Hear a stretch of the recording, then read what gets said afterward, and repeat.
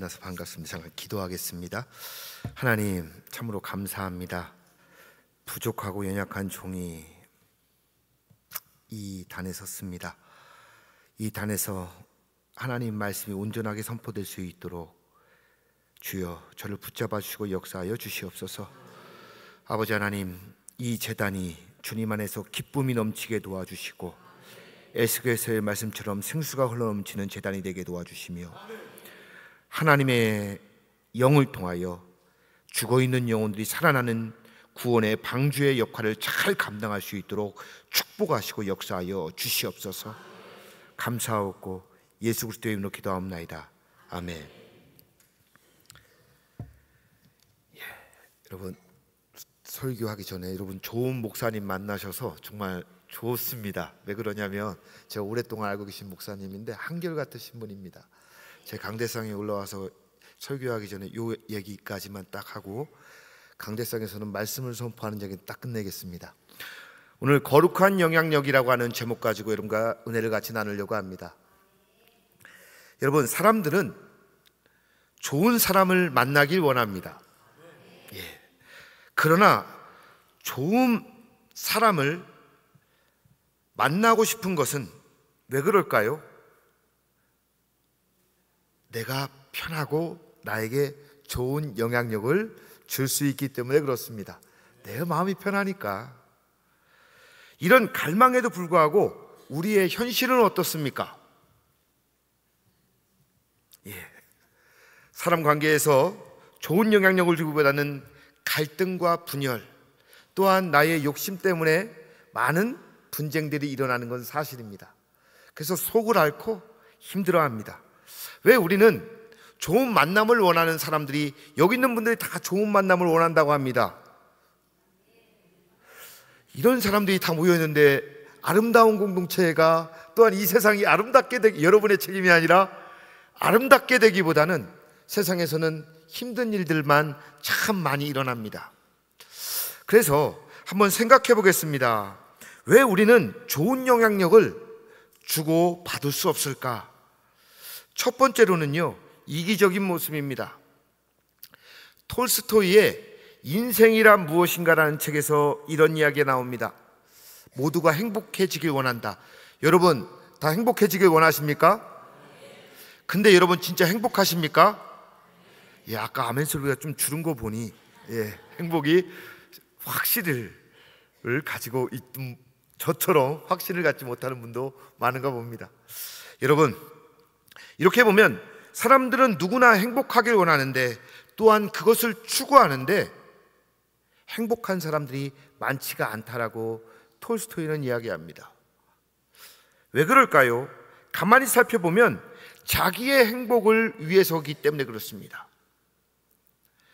바로 옆에 있는 사람이 나를 행복해 주길 원하고 가족의 희생을 통하여서 내가 행복해지길 원한다라는 것입니다. 그래서 점점점 처음에는 좀 맞춰주고 행복하게 만들어줄 수 있습니다.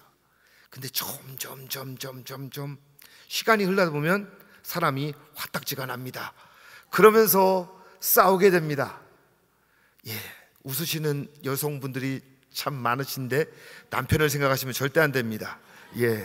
저 왼수를 만나가지고 내 인생이 이렇게 됐다고 생각하고, 또한 아내만이 아닙니다. 남편들도 아내 잘못 만나서 그렇다는 사람도 있습니다. 어떻게 보면 내가 행복하기 위해서 가족들과 주변을 계속 희생시키다 보면 본인이 행복했, 근데 그 행복은 오래가지 못하고 본인한테 다시 불행으로 다가옵니다.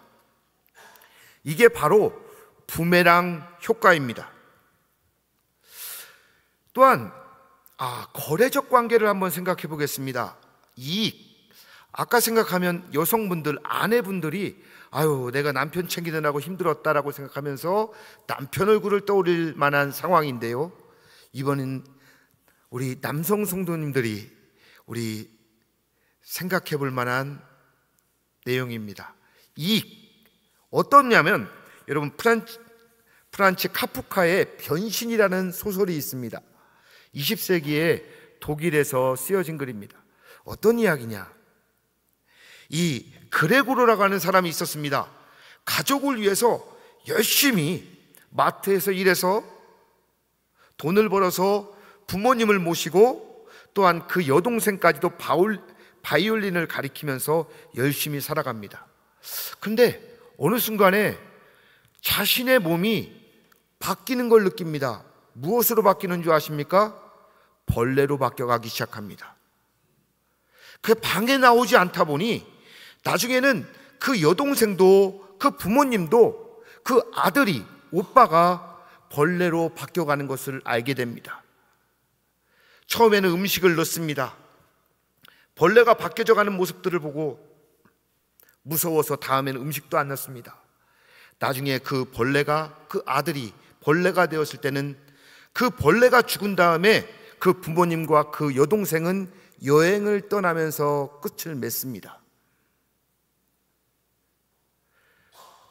그 아들은, 오빠는 희생을 하면서 그 가정을 위하여 잘 섬겼음에도 불구하고 하나의 필요가 없어진다는 이유만으로 정말 벌레처럼 가차없이 버려졌던 게 현실이었고, 그게 20세기에 카프카에 비친 독일의 상황이었습니다. 여러분, 너무도 비정하죠? 근데 한국에도 있었습니다.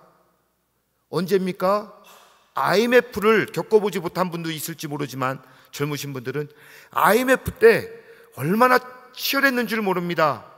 돈을 못 벌어오기 때문에 많은 남성 가장들이 집에 들어가지 못했고 노숙자가 되었으며 많은 사람들이 생명을 끊었습니다.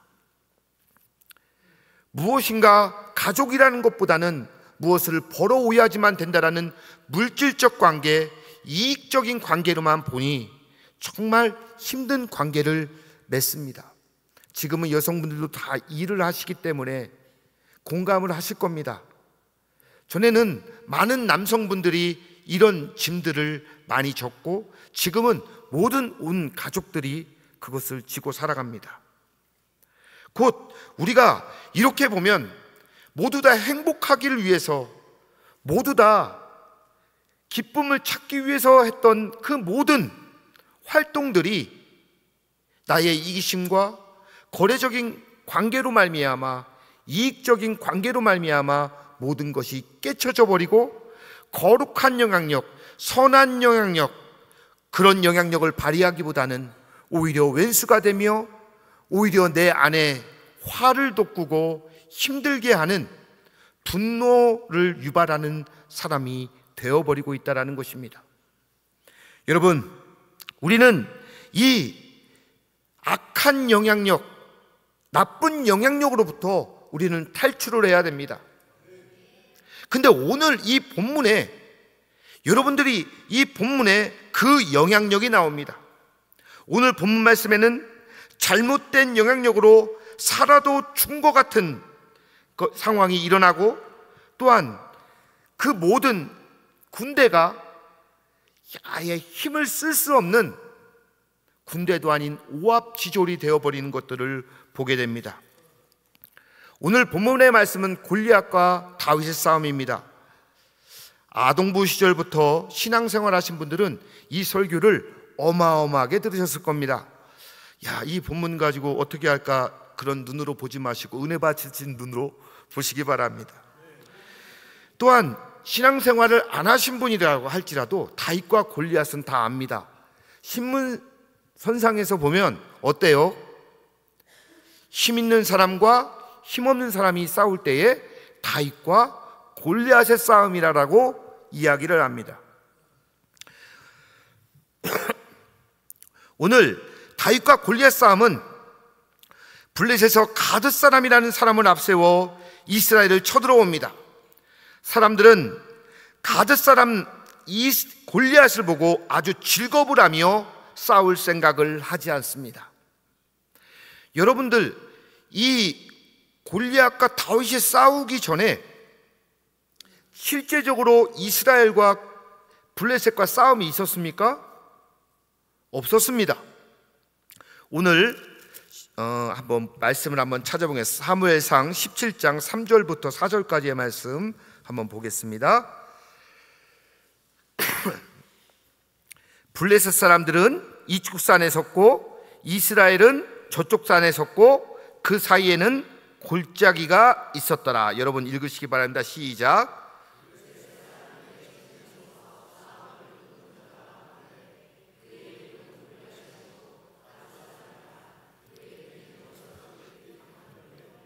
예, 오늘 17장 3절에 보면 이쪽 산과 저쪽 산이라고 얘기합니다. 여러분 이스라엘을 보면요, 동쪽이 산입니다. 갈렙 이 산지를 내게 주소서 했던 그 산지고, 그 서쪽의 끝은 평야지대입니다. 그 가운데는 구릉지입니다. 이 구릉지에 있는 엘라골짜기라는 그 가운데에 있는 그 안에 있어 구릉지 이쪽 산과 저쪽 산에 대치 중이고 전열하였더라 라고 써 있습니다. 본문 말씀에 3절에 전열하였다는 건 뭐죠? 대치하고 있었다라는 겁니다. 어떤 싸움도 일어나지 않았고 골리앗이 단지 위협적인 존재였고 힘든 이스라엘 군대를 힘들게 했던 사람이라는 것입니다. 4절에 여러분 가드 사람이라는 걸 꼭 기억해 보시기 바랍니다. 이렇게 서로 대치를 하고 있어서 싸우고 있는데 왜 싸우지 않았을까요? 여러분 공격을 하기 위해서는 구릉지를 내려가서 올라가야 됩니다.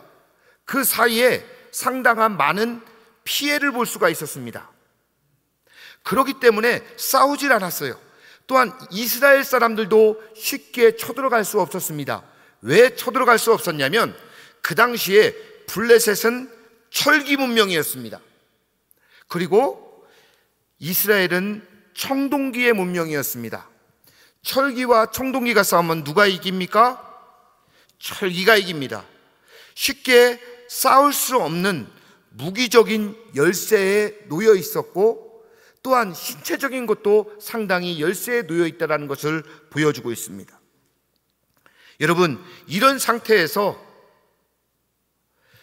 이 블레셋 가드 사람 골리앗이 하나님을 능멸하는 소리를 합니다. 하나님의 능멸하는 소리를 하면서 이스라엘 군대를 아주 쑥대밭으로 만듭니다. 어떤 물리적인 때리고 싸우고 죽여서 이스라엘 군대를 몰락시킨 게 아니라 이 가드 사람 골리앗은 하나님을 멸시하고 하나님을 욕하면서 그들의 모든 신앙심과 그들이 가지고 있었던 자부심을 쫙 빼버리게 만들었다라는 것입니다. 이런 상황 속에서 다윗은 아버지 이새로부터 부탁을 받고 세 명의 형과 천부장에게 음식을 갖다 주러 갑니다. 그때에 다윗이 들은 이야기는 무엇입니까? 하나님을 능멸하는 소리를 듣습니다. 그 하나님의 능멸하는 소리를 듣고 나서 이 다윗은 어떤 마음을 품습니까? 가서 내가 싸우겠다라는 그런 마음을 품고 이야기를 합니다. 그 형은 엘리압은 이야기합니다. 너 교만하구나. 그러나 다윗은 당당하게 하나님의 이름으로 하나님의 군대가 다시 회복되는 마음으로 나아가서 골리앗과 맞서 싸우며 그 싸움 가운데에 물맷돌, 그것으로 다윗이 던진 그 물맷돌이 골리앗을 완전히 쓰러뜨려 버립니다. 그 물맷돌의 그 거룩한 파장이 이스라엘의 군대를 다시 일으켜 세웠으며 하나님의 군대를 다시 일으켜 세웠으며 블레셋 군대들이 다 도망갈 수밖에 없는 상황을 만들었습니다. 자그마한 이 돌멩이 하나가 무엇이간데 그 물맷돌의 파장은 엄청났을까요? 그 물맷돌이 거룩합니까? 아닙니다. 다윗의 하나님을 향한 사랑과 열정, 그 삶 속에서 하나님을 사랑하는 마음이 그 거룩한 저항을 만들어냈다라는 것입니다. 우리는 이 본문 말씀을 누가 싸워서 이겼는가가 아니라 이 거룩한 파장을 만들어내었고 거룩한 힘을 발휘할 수 있었던 거룩한 영향력에 한번 초점을 맞춰야 됩니다. 우리도 다윗처럼 거룩한 영향력을 발휘할 수가 있습니다. 근데 왜 우리는 거룩한 영향력을 발휘하지 못할까요? 어느 집사님이나 권사님이나 직분자에 있는 분들이나 모든 성도님들, 어떤 분이 가면 그 조직이 참 화평한데 어떤 분한테 가면 시끄러워지고 하시는 분들이 있습니다. 그것은 한번 본인의 삶을 점검해 봐야 될 것입니다. 오늘 첫 번째로는요, 여러분 내면에 물맷돌을 던지시기 바랍니다. 다 같이 물맷돌을 던지자. 예, 물맷돌을 던져야 됩니다. 이것을 어디에? 상대방이 아니라 여러분의 내면에 던져야 됩니다. 여러분, 이 내면을 던지기 위해서는 왜 내면에 던져야 될까요? 골리앗한테 던져야 되지 않을까요? 라고 이야기하시는 분들이 있을 겁니다. 그러면 우리가 한번 이 골리앗이 어디에서 왔을까요? 아시는 분? 예, 그냥 넘어가겠습니다. 예, 가드 사람이라고 아까 제가 말씀을 드렸죠? 이 가드라고 하는 것에서 성경에서 한번 힌트를 찾아가 보겠습니다. 여러분, 어디요? 예, 가드라는 지역에서 한번 찾아보가 보겠습니다. 여러분, 민수기 13장 32절부터 33절까지 한번 시작.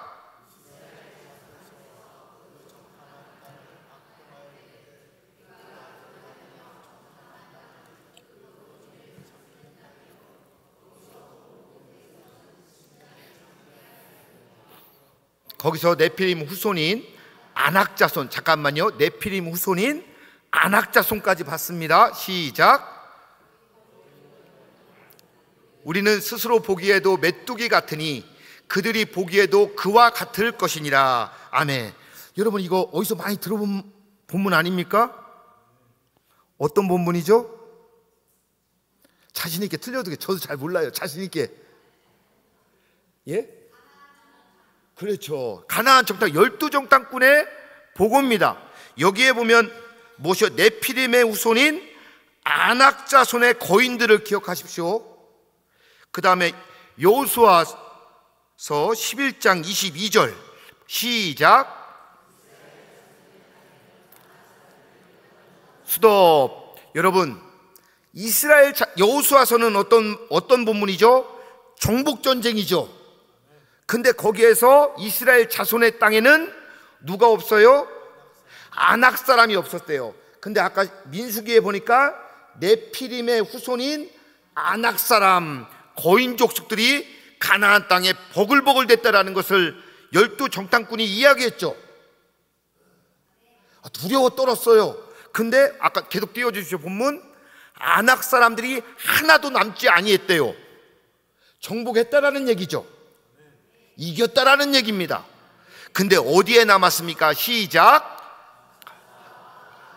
아스돈에만 남았더라. 어디에요? 세 군데, 가사, 가드, 아스돈.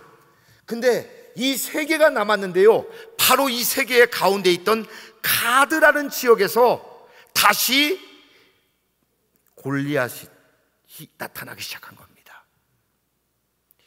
이 얘기는 무엇입니까? 12정탐꾼 이야기를 가만히 살펴보면 두렵고 떨렸던 그 자리가 지금은 여호수아서 11장의 말씀을 보니 그곳을 정복해 들어가서 가사와 가드와 아스돈만 남았다라는 이야기는 뭐냐면 정복해서 승리를 이루었다라는 얘기인 겁니다. 그 얘기는 무엇이죠? 하나님이 싸우셨고 하나님께서 그 땅을 정복하게끔 만드셨다라는 얘기인 겁니다. 지금 오늘 본문 말씀에 여기에서 철기문명, 청동기문명이 중요한 게 아닙니다. 바로 그 모든 것을 극복하고 정복했다라는 것이 중요합니다.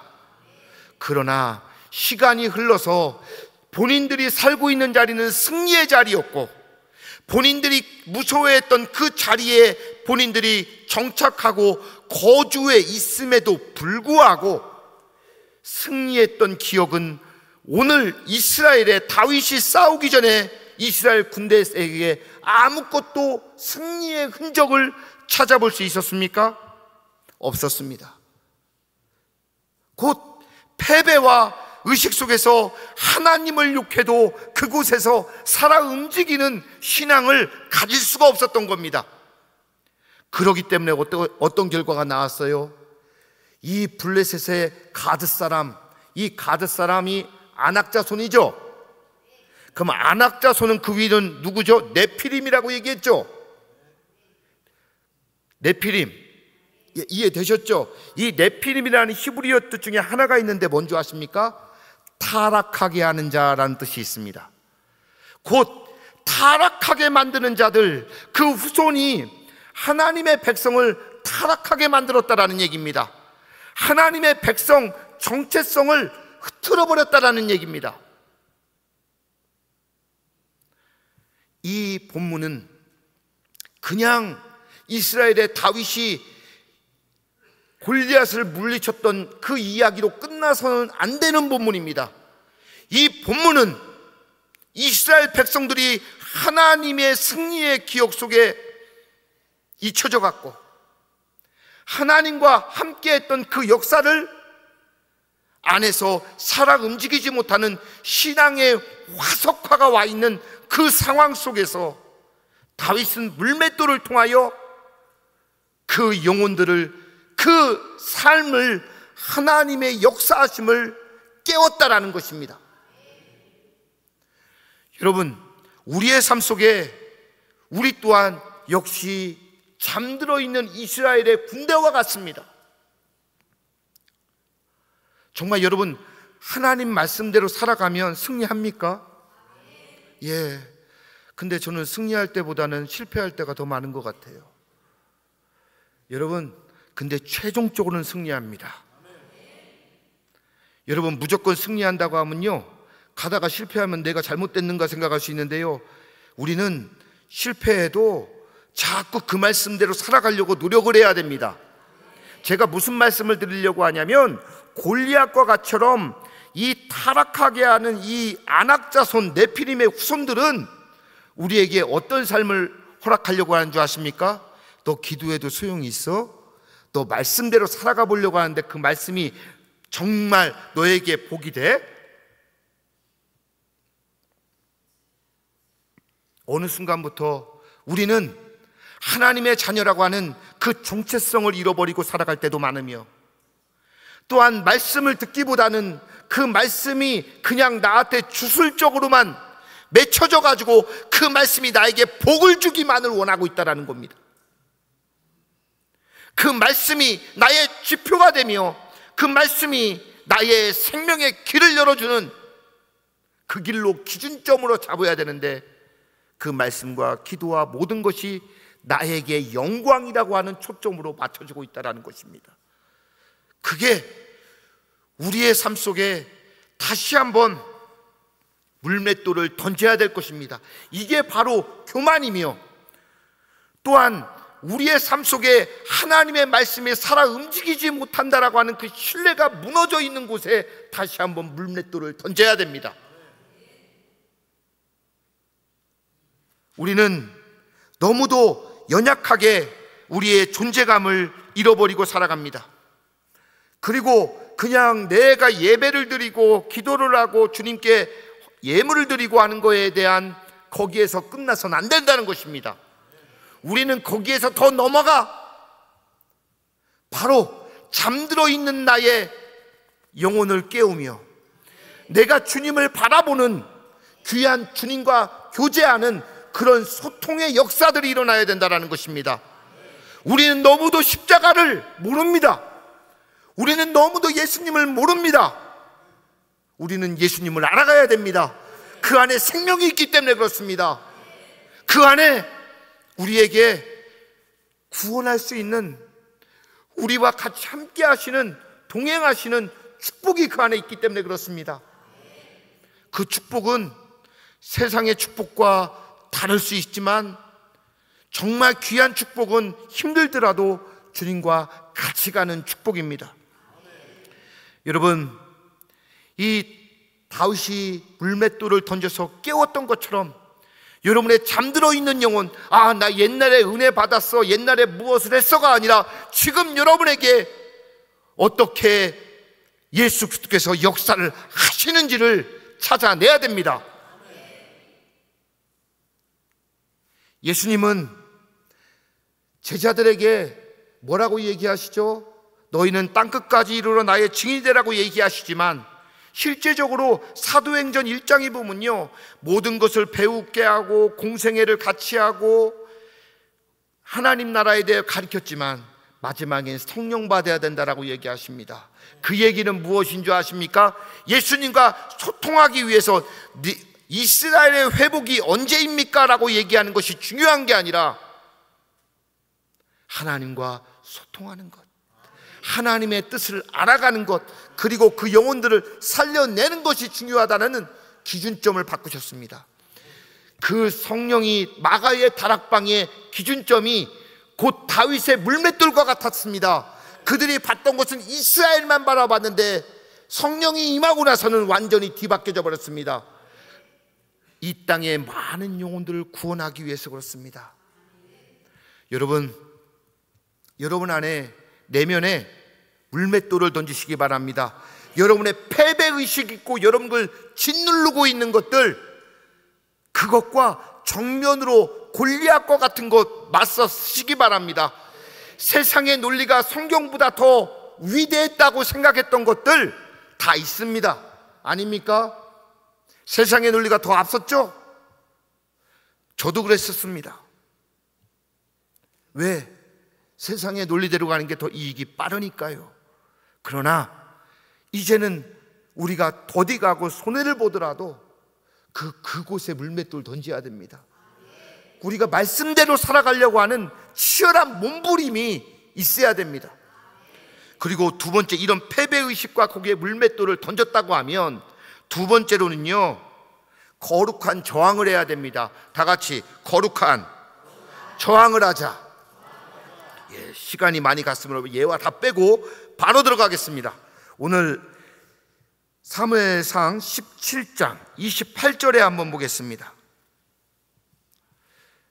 큰형 엘리압이 다윗이 사람들에게 하는 말을 들은지라 그가 다윗에게 노하여 바라여 이르되 내가 어찌하여 이리로 내려왔느냐? 들에 있는 양들을 누구에게 맡겼느냐? 나는 내 교만과 내 마음의 완악함을 아노니 내가 전쟁을 구경하러 왔도다. 아멘.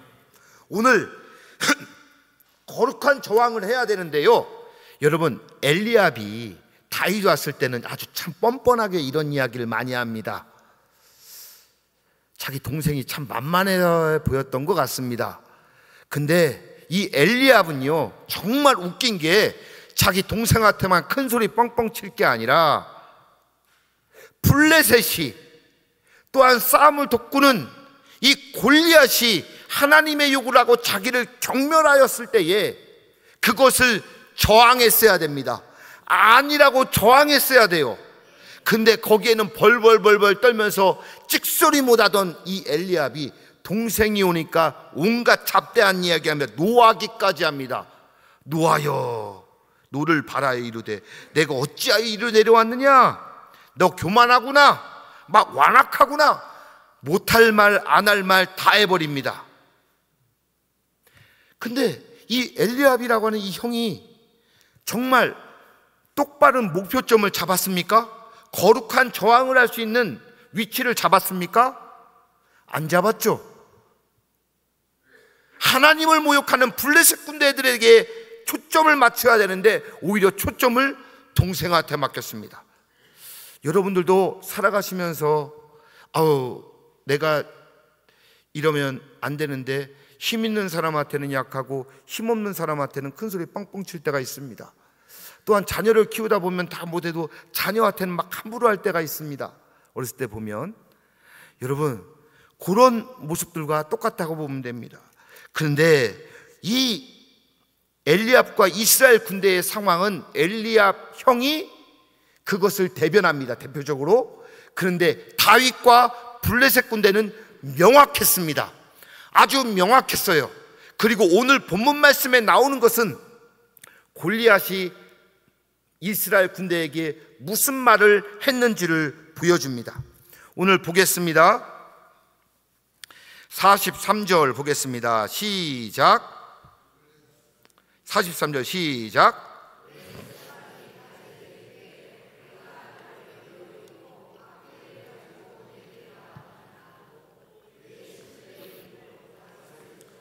아멘. 여기에 보니까 다윗에게 뭐라고 하죠? 야, 너 막대기 갖고 나왔니? 목동이잖아요, 목대기.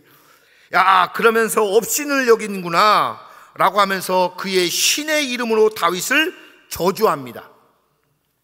이 얘기 들으면 그대로 받아들여야 되죠? 고개 끄덕이시는 분들이 제 말 이해 못 하시는 거, 그거 받아들여야 됩니까? 안 되죠. 근데 다윗이, 이스라엘 군대는 그것을 받아들였다라는 겁니다. 근데 이 다윗은 뭐라고 얘기하냐면 45절 말씀 한번 읽어보겠습니다. 시작.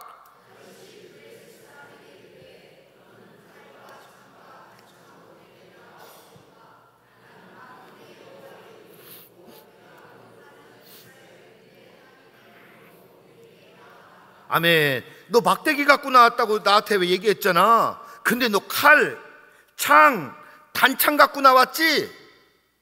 그리고 너는 네가 너의 신의 이름으로 모욕했던 그 여호와 하나님, 이스라엘 군대 이름을 내게 나아가니라. 오히려 어떻게 해요? 똑같죠. 너 막대기 갖고 나왔니? 너는 칼창 갖고 나왔구나. 너는 네 신의 이름으로 나왔니? 나는 하나님의 이름으로 나왔어.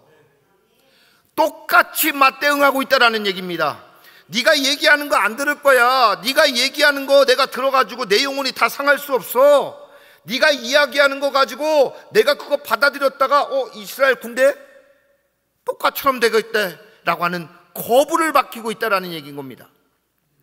44절 한번 보겠습니다. 시작.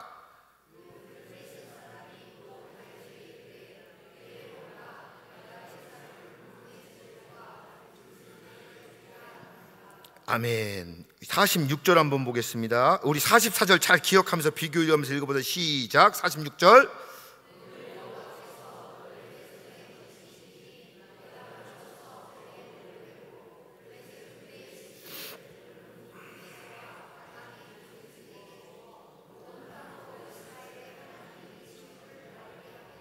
아멘.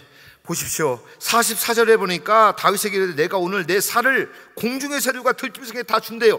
참 잔인한 이야기입니다. 무서워요. 이거는 협박도 이런 협박이 없어요. 그랬더니 다윗이 뭡니까? 반사. 쉽게 말하면 반사. 반사는 뭐죠? 네가 그렇게 될 거야. 안 받아들인다라는 얘기인 겁니다. 우리는 이 본문 말씀에서 무엇을 분명하게 찾아야 될까요? 여기에서 찾아야 될 것은 무엇이냐면 이스라엘 군대는 받아들여야 될 것과 받아들이지 말아야 될 것을 구분하지 못했다라는 겁니다. 거룩한 저항을 하지 못하였다라는 거예요. 그냥 온갖 잡대한 이야기를 다 듣고 있는 겁니다. 그러면서 뭐가 된 거예요? 쉽게 말해서 지금 요새 이야기하면 가스라이팅을 당한 겁니다. 그 모든 힘들을 다 잃어버리고 그것을 왜 그런 현상까지 온 줄 아십니까? 바로 분별력이 없기 때문에 그렇습니다. 여러분, 분별력을 가지셔야 됩니다. 이게 하나님으로부터 오는 건지 이게 악으로부터 오는 건지 이 분별하지 못하고 엘리압 형처럼 그냥 동생 나보다 약한 사람한테만 이야기하고 내가 가고 싶었던 그런 곳이 아니라 거룩한 저항을 해야 된다는 거예요. 받아들일 것과 홈런을 쳐서 때려버려야 될 것, 이것을 잘 구분해야 된다는 것입니다. 예수님께서 그러셨습니다. 예수님께서 공생의 시작과 끝에 사단의 또한 인간의 유혹이 있습니다. 예수님께서 공생에 처음 시작하실 때에 사단이 와서 뭐라고 얘기했죠? 나한테 절해라. 그러면 이 모든 것 다 줄게. 그 영광들을 다 준다고 합니다. 근데 예수님은 뭐라고 하시죠? 저항하십니다. 그 방법. 근데 예수님이 이 땅에 오신 목적이 뭐죠? 이 땅을 구원하시기 위해서 오셨죠. 여러분, 시간 조금 넘겨도 될까요? 30분인데 가실 분들은 가셔도 됩니다. 제가 그래도 하던 거 정리를 해야 되겠죠? 근데 여기에서 중요한 이야기가 나옵니다. 예수님이 나는 오직 만군의 여호와 하나님만 섬긴다라고 얘기합니다. 여기에서 중요한 얘기입니다. 우리는 목적을 이루는 거에 초점 맞추지 않는 게 아니라 하나님의 방법까지도 생각해야 된다는 거예요. 예수님은 그곳에서 그래 한번 내가 절할게 하면 모든 것 십자가의 고통 질 필요도 없고 에브리바디 오케이 하면서 다 끝나버릴 수 있었습니다. 그러나 예수님은 저항을 하십니다. 아니야, 나는 만군의 여호와 하나님만 섬길 거야. 그 길이 시온의, 여러분이 생각하는 시온의 축복의 길입니까? 아니면 험난하고 힘든 십자가의 길입니까? 그렇지만 그 십자가의 너머 뒤에는 부활과 영광이 있었습니다. 또한 예수님께서 또 이런 이야기를 당합니다. 십자가상에서 야, 네가 하나님의 아들이면 십자가상에 내려와. 그럼 내려가는 게 빠르죠. 그 사람들 진짜 하나님의 아들이네. 안 믿는 사람들이나 시험하는 자들은 그렇게 하겠죠. 그 내려오면 그 사람도 구원받을 수 있을 거 아니야. 그러나 거기서 내려오신다고 한들 안 믿으려는 사람은 절대 안 믿습니다. 그곳에서 예수님은 끝까지 본인이 유혹이 와도 힘들어도 거룩한 저항을 하셨습니다. 어떤 저항? 하나님께서 가야 할 길, 그 길을 가야 된다고 하면 어떤 유혹이 와도 그것을 거부하셨고 그것을 따라가지 않으셨으며 오직 주님이 가실 그 길은 십자가의 길, 나중에는 주님께서 나를 살리시는 부활의 길을 가셨다라는 얘기인 겁니다. 여러분, 우리는 이 분별력을 정말 잘 가져야 됩니다. 여러분, 무엇이 옳은지 그른지를 가야 합니다. 그렇기 때문에 말씀을 읽어야 되고 말씀을 제대로 배워야 되는 겁니다. 그래서 예수님께서 그 말씀을 그렇게 제자들한테 가르치셨던 거예요. 말씀의 해석이 잘못되면 큰일 납니다. 왜? 이 바리새인들이나 사두개인들 예수님하고 논쟁 벌일 때 항상 뭐죠? 성경 본문 말씀 그 구약에 있는 내용 가지고 상당히 논쟁을 많이 붙었습니다. 그 해석을 어떻게 하고 그 해석이 왜 중요하냐? 어떻게 살아갈 것이며 하나님을 어떻게 알 것인가가 중요하다는 겁니다. 그것이 그래서 그 말씀이 우리의 삶에 지평이 되며 등불이 되며 그 말씀이 우리의 삶을 치유하고 구원의 길로 인도하기 때문에 그렇습니다. 여러분들에게 정말 거룩한 분별력, 거룩한 저항들이 있길 바랍니다. 왜? 여러분, 아까 하나님 말씀 계속 얘기했죠. 여러분, 하나님 말씀 듣고 나서 몇 날 며칠을 고민하시면서 잠 못 주무신 분 손 들어보셔. 제가 진짜 맛있는 거 사드릴게. 없죠? 하나님 말씀 갖고는요, 우리는 몇 날 며칠 잠을 안 자면서 고민 안 합니다. 나가면 무슨 말 했지라고 생각하면서 바로 쏟아내기 때문에 서운합니다. 그런데요, 밖에 나가서 누구한테 서운한 소리 듣잖아요. 열받는 소리 들으면요, 몇 밤 며칠 못 자요. 어떻게 그걸 그 마음에 그렇게 담아놨는지. 웃으시는 분들 다 수상하신 분들입니다. 우리의 마음이 이렇다라는 겁니다. 거룩한 저항 못한다라는 증거 아닙니까? 그것이 바로 우리의 영적 상태라는 것들, 우리의 인간적인 연약함이라는 걸 그대로 드러나고 있지 않습니까? 맞죠? 저도 그렇습니다. 여러분, 우리가 이제는 무엇이 그런지 옳은지를 분별해야 됩니다. 그래야지만 거룩한 영향력을 발휘할 수가 있는 겁니다. 내가 무엇의 목표가 무엇인지를 분명히 알아야지만 거기에 물맷돌을 던져서 깨우든지 뭘 하든지 결판을 내든지 할 거 아니겠습니까? 우리는 이 물맷돌을 던지는 바로 거룩한 영향력을 발휘하시기 바랍니다. 좀 더 준비한 게 있지만 말씀을 맺도록 하겠습니다. 여러분, 우리의 삶 속에 많은 잠들어 있는 영혼들이 있으며 우리의 삶 속에 거부하지 못하고 늘 그곳에 세상의 논리와 방식대로 살아가며 그냥 끙끙 앓면서 오직 세상의 논리로 생각하며 그 원망과 탄식은 하나님 나만 미워하셔 라고 하는 생각을 가지고 살아가는 경우가 많으실 겁니다. 이제는 여러분, 이스라엘 군대가처럼 잠들어 있지 마시기 바랍니다. 이스라엘 군대처럼 잠들어 있으며 괜히 어디가 딴 데 가서 화풀이하지 마시기 바랍니다. 여러분이 다윗이 되셔가지고 거룩한 영향력 물맷돌을 던지시며 그 물맷돌의 파장으로 말미암아 영혼들이 깨어나시길 바랍니다. 근데 내 힘으로 할 수 없음을 고백합니다.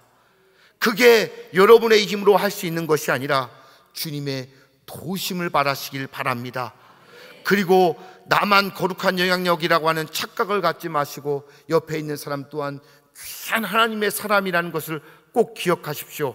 어떤 분 또 제가 우려이기 때문에 말씀드리는데 어떤 분은 또 그러면 또 그것만 오직 그 길만 가서 옆에 있는 사람들 다 힘들게 하는 경우도 있습니다. 그거는 기억하시고요.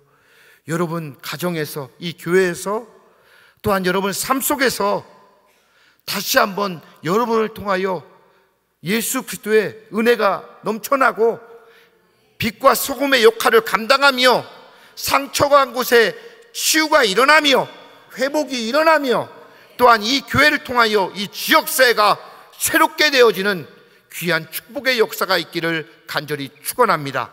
기도하겠습니다. 하나님, 오늘 다윗과 골리앗의 이야기를 통하여 거룩한 영향력이라고 하는 제목 가지고 나눴습니다. 혹시 우리 여기 있는 성도님들, 하나님의 백성들, 패배의식과 또한 힘든 가운데에 골리앗과 같은 무거운 짐들을 다 갖고 있는 줄 압니다. 그것이 더 이상 우리의 삶을 짓누르지 않게 도와주옵소서. 이제는 십자가의 보혈로 승리할 수 있게 도와주시옵소서. 그곳에 다윗이 물맷돌을 던졌던 것처럼 주님, 우리의 영혼을 깨워주시며 우리의 영혼을 깨움을 통하여 우리가 거룩한 저항을 통하여 하나님 앞에 우리의 삶을 한 걸음 한 걸음 올바로 달려갈 수 있도록 축복하시고 역사하여 주시옵소서. 이제는 정말 며칠 동안 세상 사람들의 말에 잠 못 드는 경우가 되는 것이 아니라 하나님 말씀 때문에 몇 날 며칠을 고민하며 주님께 기도하는 영혼들로 바꿔 주시옵소서. 감사하고 예수 그리스도의 이름으로 기도합나이다. 아멘.